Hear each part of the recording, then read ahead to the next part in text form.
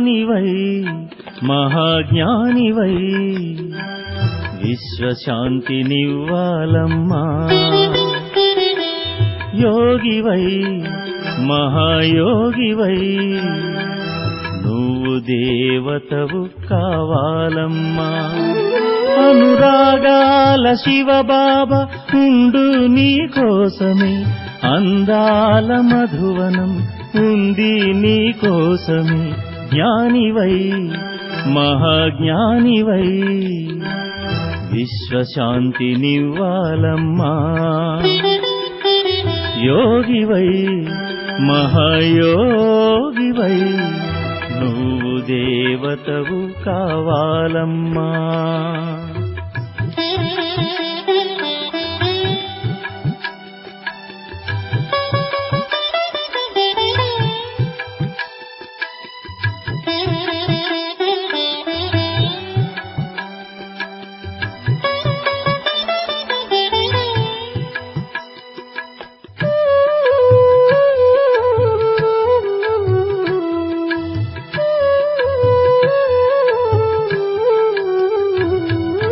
ముక్తి ఆత్మ అయిన నాడు పరమాత్మకే ప్రేయసి, నీవు జ్ఞానములో సంతోషము పొంగాలిలే.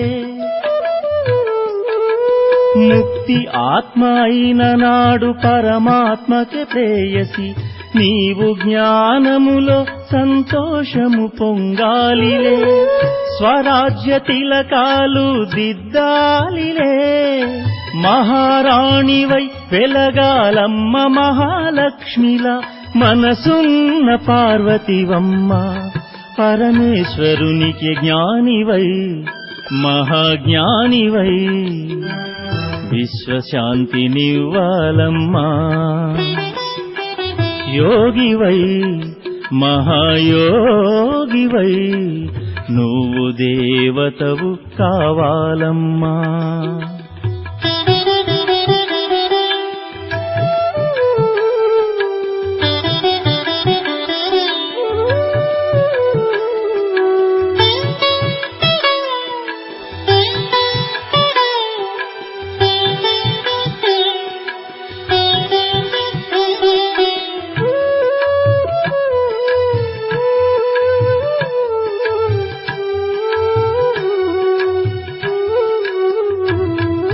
పరమాత్మ కంటి పాపవై పుడమీ పావనం చేయాలని మనసార పిలిచావులే.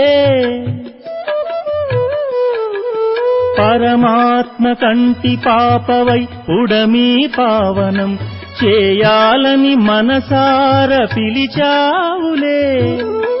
శిరసావహించి శివుడు విచ్చేసెలే.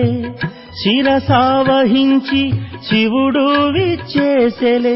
అందాల స్వర్గానికి అవని మహారాణివై జ్ఞానివై మహాజ్ఞానివై విశ్వశాంతినివ్వాలమ్మా. యోగివై మహాయోగివై నువ్వు దేవతవు కావాలమ్మా.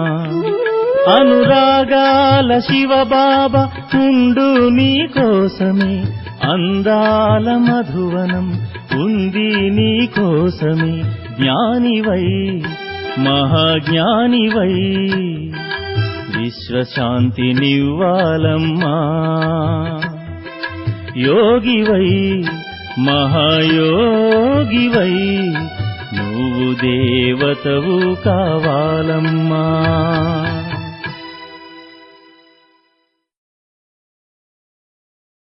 ఓం శాంతి.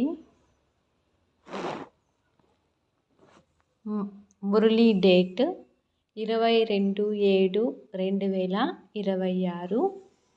మధురమైన పిల్లలు, ఇప్పుడు మీరు కొత్త ప్రపంచంలోకి వెళ్ళాలి.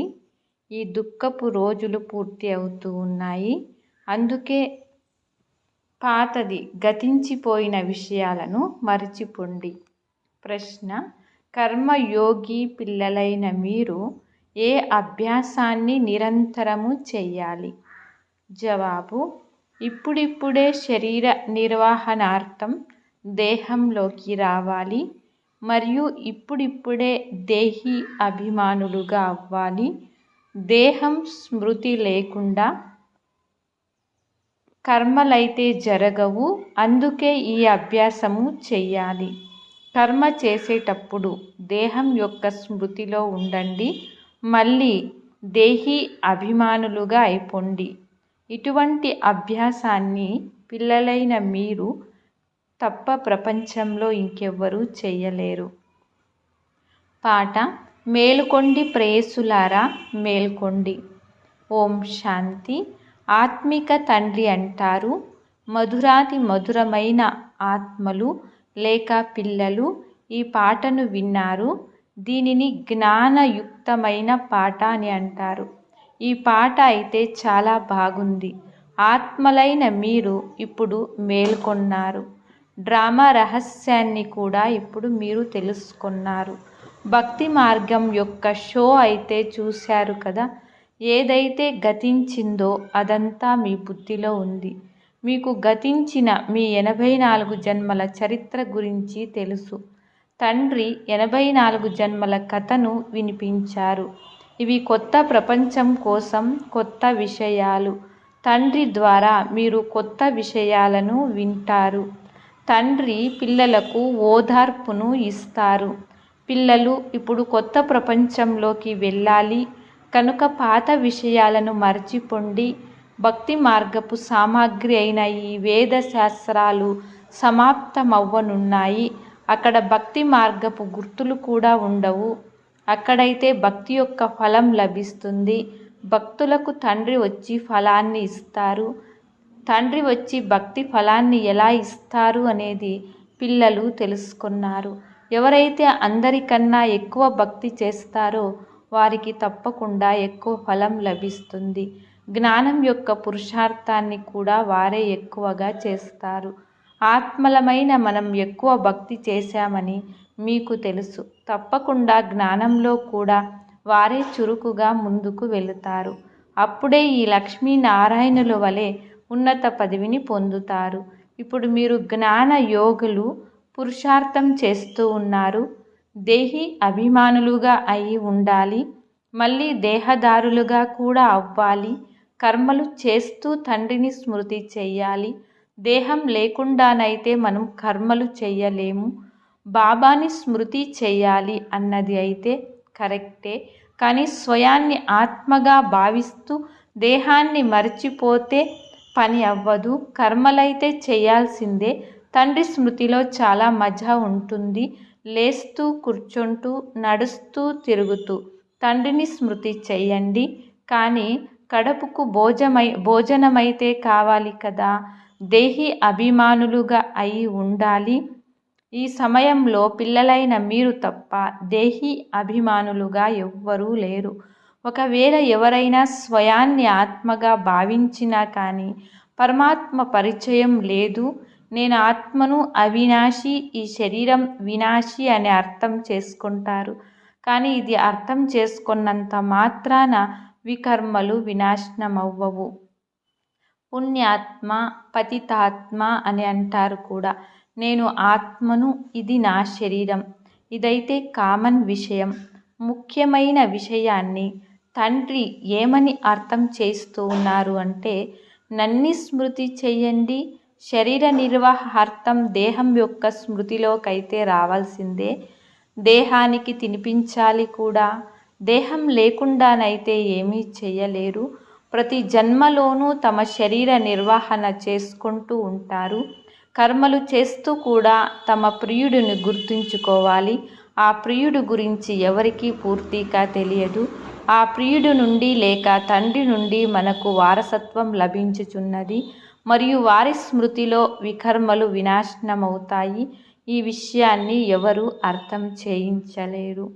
పిల్లలైన మీరు ఇప్పుడు కొత్త విషయాలను వింటారు. ఇప్పుడు మనకు ఇంటికి వెళ్ళేందుకు మార్గము లభించిందని మీకు తెలుసు. మన ఇంటికి వెళ్ళి మళ్ళీ రాజధానిలోకి వస్తాము. తండ్రి కొత్త ఇల్లు కడితే అందులోకి వెళ్ళి కూర్చోవాలని తప్పకుండా మనస్సుకు అనిపిస్తుంది కదా. ఇప్పుడు మీకు మార్గం లభించింది. దీని గురించి ఇతరులెవ్వరికీ తెలియదు. ఎన్ని యజ్ఞ తపాదులు మొదలైనవి చేసినా సరే, ఎంత తల బాదుకున్నా సరే సద్గతిని పొందలేరు. ఈ ప్రపంచం నుండి ఆ ప్రపంచంలోకి వెళ్ళలేరు. ఇది కూడా అర్థం చేసుకోవాలి. శాస్త్రాలలో లక్షల సంవత్సరాలని రాసేస్తారు. అందుకే మనుషుల బుద్ధి పనిచేయడం లేదు. ఇది నిన్నటి విషయమని మీరు మంచి రీతిలో అర్థం చేసుకోగలరు. భారత్ అయితే స్వర్గముగా ఉండేది. మనం ఆది సనాతన దేవీ దేవతా ధర్మానికి చెందిన వారిగా ఉండేవారం. దీని దేవీ దేవతా ధర్మం చాలా సుఖాన్ని ఇచ్చేది. భారత్ వంటి సుఖాన్ని ఎవ్వరూ పొందలేరు. స్వర్గంలోకైతే ఇతర ధర్మాల వారెవ్వరూ వెళ్ళలేరు. ఎంత ప్రయత్నించినా సరే మీకు ఉన్నటువంటి సుఖం ఇంకెవ్వరికీ ఉండదు. ధనము ఖర్చు చేసినా కూడా స్వర్గంలో ఏ సుఖమైతే ఉంటుందో అది లభించదు కదా. కొందరికి ఆరోగ్యం ఉంటే ధనం ఉండదు, కొందరికి ధనం ఉంటే ఆరోగ్యం ఉండదు. ఇది ఉన్నదే దుఃఖపు ప్రపంచము.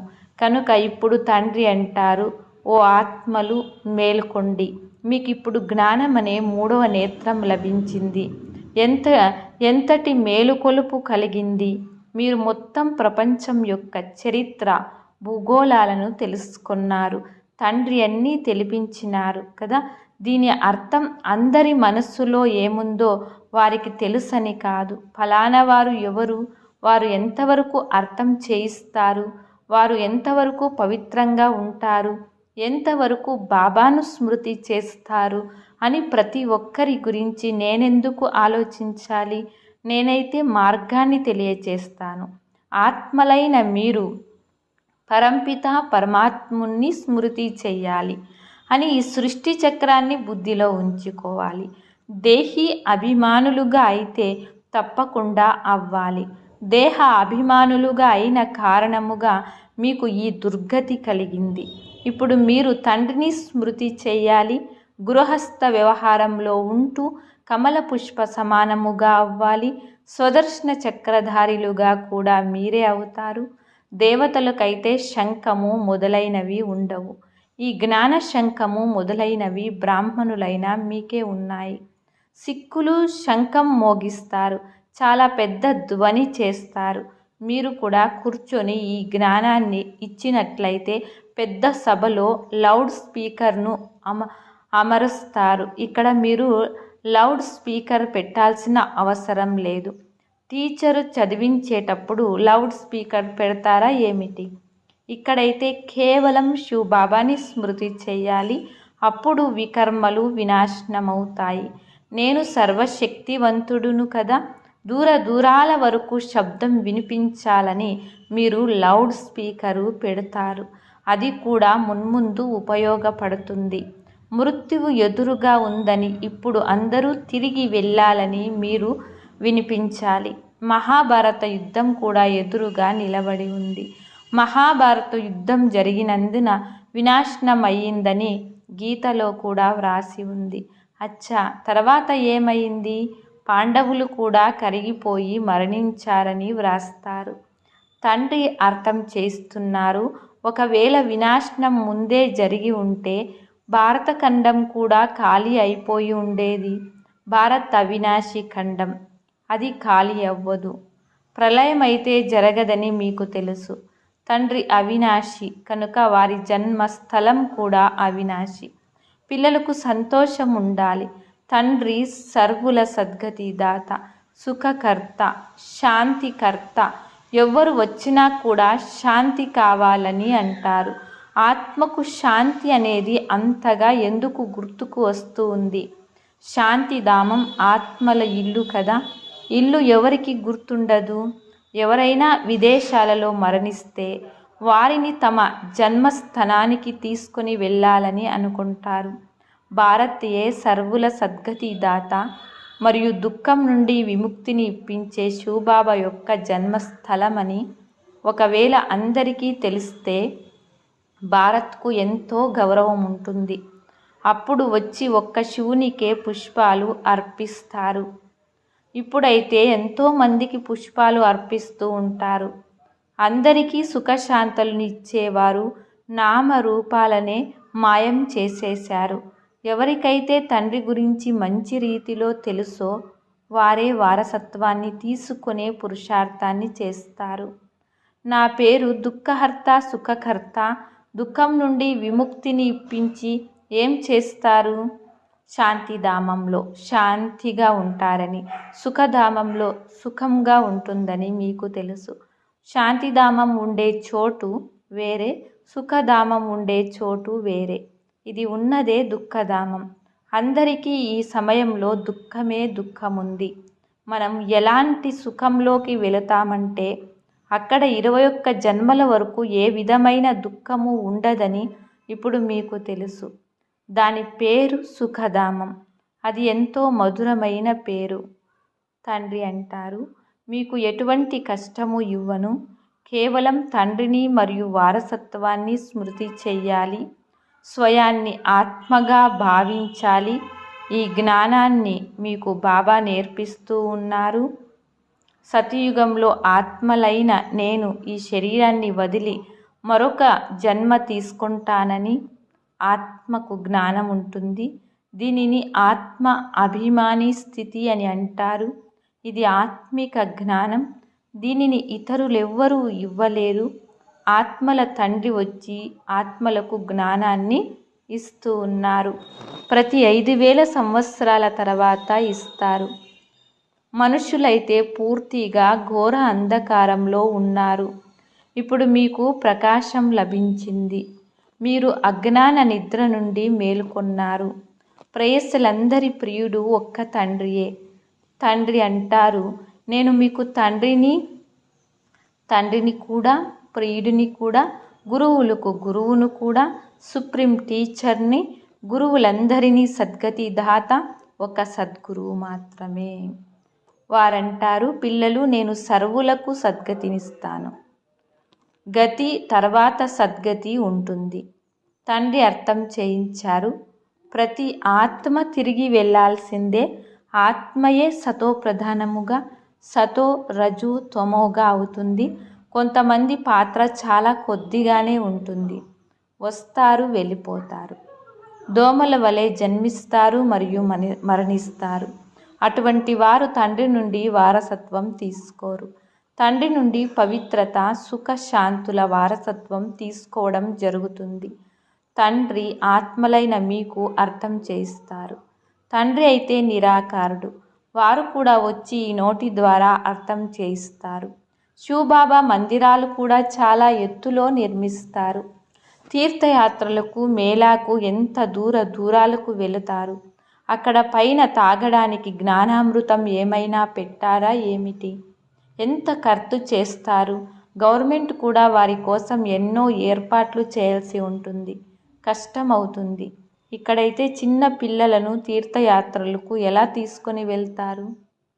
పిల్లలను ఎవరో ఒకరికి చూసుకోమని అప్పజెప్పి వెళతారు. పిల్లలను తమతో పాటు తీసుకువెళ్ళరు. 2-3 నెలలు యాత్రలు చేస్తారు. ఇక్కడకు మీరు వచ్చినప్పుడు మీరు కూర్చొని వినాలి, చదువుకోవాలి. చిన్న పిల్లలైతే వినరు. ఇక్కడికి మీరు జ్ఞాన యోగాలు నేర్చుకునేందుకు వచ్చారు. తండ్రి కూర్చొని జ్ఞానం వినిపించేటప్పుడు శబ్దాలు మొదలైనవి రాకూడదు. లేదంటే అటువైపు అటెన్షన్ వెళుతుంది. శాంతిగా కూర్చొని అటెన్షన్ పెట్టి వినాలి. యోగం అయితే చాలా సహజం. ఏ పని చేస్తూ ఉన్నా సరే బుద్ధియోగం అక్కడ జోడించబడి ఉండాలి. తండ్రి స్మృతి చేసినట్లయితే చాలా గొప్ప సంపాదన జరుగుతుంది. మనం సదా ఆరోగ్యవంతులుగా అవుతామని మీకు తెలుసు. మీతో మీరు మాట్లాడుకోవాల్సి ఉంటుంది. తండ్రి స్మృతిలో ఉంటూ భోజనాన్ని కూడా తమ చేతులతో తయారు చేసుకోవాలి. చేతులతో పనులు కూడా చేసుకోండి, కానీ మీ తండ్రిని స్మృతి చెయ్యండి. దానితో మీ కళ్యాణం కూడా జరుగుతుంది. మరియు స్మృతిలో ఉండటం వలన వండిన పదార్థం కూడా బాగా కుదురుతుంది. మీకు విశ్వరాజ్య అధికారం లభిస్తుంది. మీరిక్కడకు లక్ష్మీనారాయణులుగా అవ్వడానికి వస్తారు. మేము సూర్యవంశీయులుగా అవుతామని అందరూ అంటారు. మా మమ్మ బాబా ఈ సమయంలో బ్రహ్మ బ్రహ్మ సరస్వతులుగా ఉన్నారని మీకు తెలుసు. మరుసటి జన్మలో లక్ష్మీనారాయణులుగా అవుతారు. ఇలా భవిష్యత్తులో ఎవరు ఏమవుతారు అని ఎవరి జన్మల గురించి తెలియదు. నెహ్రూ వెళ్ళి ఏమయ్యారు అనేది ఏం తెలుసు? అచ్చా, ఒకవేళ ఏదైనా దానం చేసి ఉంటే ఇక్కడ మంచి కులంలో జన్మిస్తారు. ఇప్పుడు మీకు అంతా తెలుస్తుంది. ఇప్పుడు వీరు పేర్లు ఆదిదేవ్ బ్రహ్మ, ఆదిదేవి సరస్వతి. వీరే మళ్ళీ స్వర్గానికి యజమానులుగా అవుతారు. అచ్చ, వీరి పిల్లలు కూడా వీరితోనే ఉంటారు. వారు కూడా మేము స్వర్గానికి యజమానులుగా అవుతాము అని అంటారు. ఇదైతే పక్కాగా జరుగుతుంది. మీరు వారిని సూక్ష్మవతనంలో కూడా చూస్తారు. దేవీల మందిరాల్లో కూడా చాలా మేళాలు జరుగుతాయి. ఇప్పుడు జగదంబాయిత ఒక్కరే ఉన్నారు. వారి ముఖ కవళికలు కూడా ఒకే విధంగా ఉండాలి. మమ్మాను కూడా మీరు చూస్తారు. మూర్తులకు పిల్లలైన మీ ముఖ కవళికలు ఉన్నాయి. అందుకే కన్యాకుమారి, అధర్ కుమారి అని పేరు పెట్టారు. మనమే ఆ విధంగా అవుతామని మీకు తెలుసు. మనమంతా బ్రహ్మకుమార్ కుమారిలం. యుగలు కూడా మేము బ్రహ్మకుమార్ కుమారిలము, ఒక్క తండ్రి పిల్లలము అంటారు. ఇది మీ స్మృతి చిహ్నం. తప్పకుండా మీరు కూర్చొని ఈ జ్ఞానాన్ని అర్థసహితంగా ఇస్తారు. ఇది దిల్వాడా మందిరం. మీరు మాత్రమే దీని గురించి అర్థం చేయించగలరు. మనము స్థాపన చేస్తున్నామని రాజయోగంతో శ్రీమతమనుసారముగా భారత్ని స్వర్గంగా తయారు చేస్తామని మీకు తెలుసు. అచ్చా, మధురాతి మధురమైన సికిలతే పిల్లలకు మాత్పిత బాప్ దాదాల ప్రేయస్మృతులు మరియు గుడ్ మార్నింగ్. ఆత్మిక పిల్లలకు ఆత్మిక తండ్రి నమస్తే. ఆత్మిక తండ్రికి ఆత్మిక పిల్లలం నమస్తే నమస్తే. ధారణ 1వ పాయింట్. జ్ఞాన యోగాల పట్ల పూర్తి అటెన్షన్ పెట్టాలి. వినే సమయంలో చాలా శాంతిగా ఏకాగ్ర చిత్తులై కూర్చోవాలి. కర్మయోగులుగా కూడా అవ్వాలి. 2వ పాయింట్. తండ్రి ఏదైతే ఇంటి మార్గాన్ని తెలియచేస్తారో అది అందరికీ తెలియచేయాలి. స్వదర్శన చక్రధారులుగా అవ్వడంతో పాటుగా జ్ఞాన శంఖాన్ని కూడా మ్రోగించాలి. వరదానం. మహాన్ మరియు మెహమాన్ 2 స్మృతిల ద్వారా సర్వ ఆకర్షణల నుండి ముక్తులుగా అయ్యే ఉపరామ మరియు సాక్షి భవ. ఉపరామ్ మరియు సాక్షి అవస్థను తయారు చేసుకునేందుకు 2 విషయాల పట్ల ధ్యాస ఉండాలి. ఒకటేమో ఆత్మనైన నేను మహానాత్మను. రెండవది ఆత్మనైన నేను ఇప్పుడు ఈ పాత సృష్టిలో మరియు ఈ పాత శరీరంలో అతిథిని. ఈ స్మృతిలో ఉండటం ద్వారా స్వతహాగా మరియు సహజముగానే సర్వ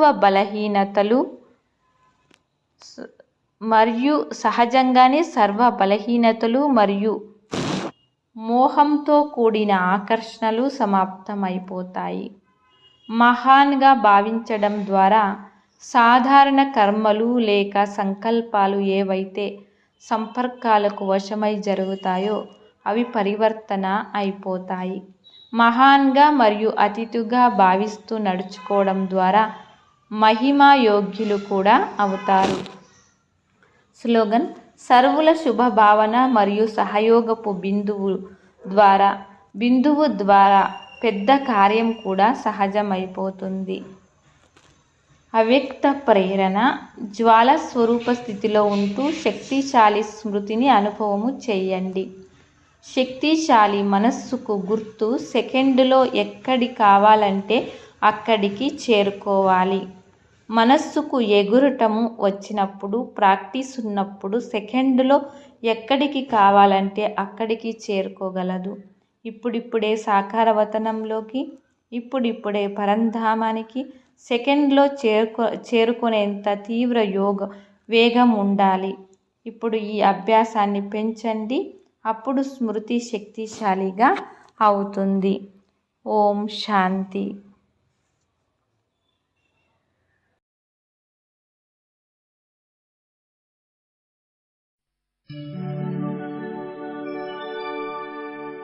పరమపితా శివ పరమాత్ముని శివశక్తులే వెలసెను.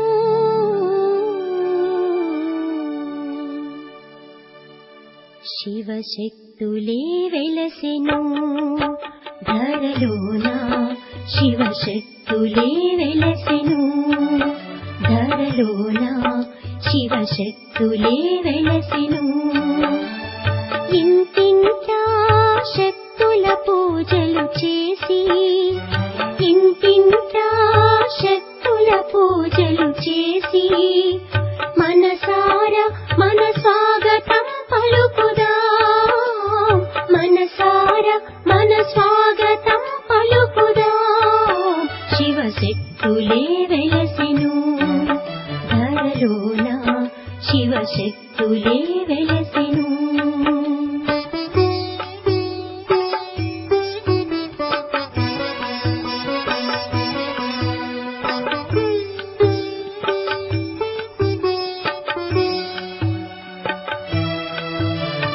అమృతమొసగే జ్ఞాన గంగాదేవి. అమృతమొసగే జ్ఞాన గంగాదేవి. ఆ చీకటి బాపి వెలుగును చూపే మాత. ఆ చీకటి బాపి వెలుగును చూపే మాత. ఈ సృష్టిని మనకై స్వర్గమయముగా చేసే. ఈ సృష్టిని మనకై స్వర్గమయముగా చేసే. శివశక్తులే వెలసెను ధరలోన. శివశక్తులే వెలసెను.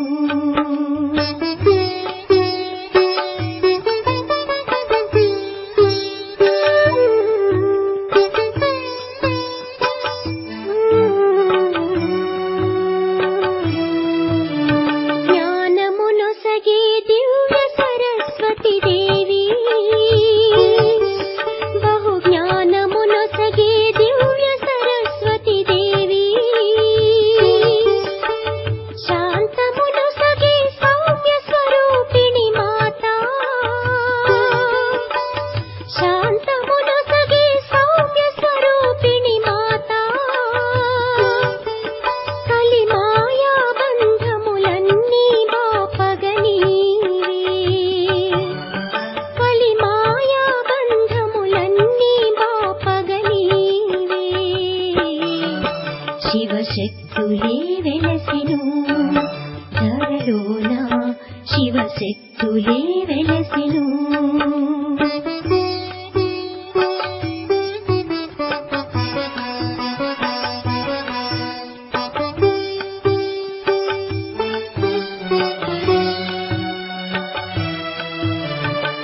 దుర్గుణనాశిని దుర్గాదేవి మాత.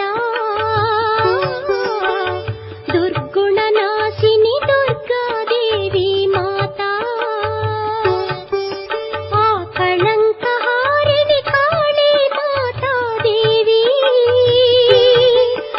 ఆ కళంకహారిణి కాళీ మాతాదేవి.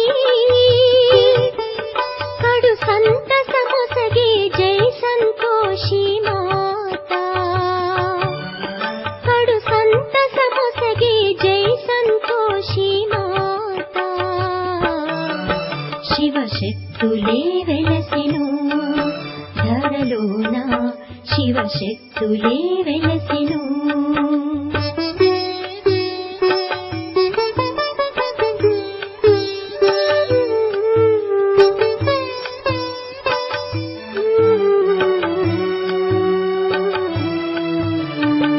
విషయవాంఛలను బాపే వైష్ణవి దేవి. విషయవాంఛలను బాపే వైష్ణవి దేవి. పవిత్రమొస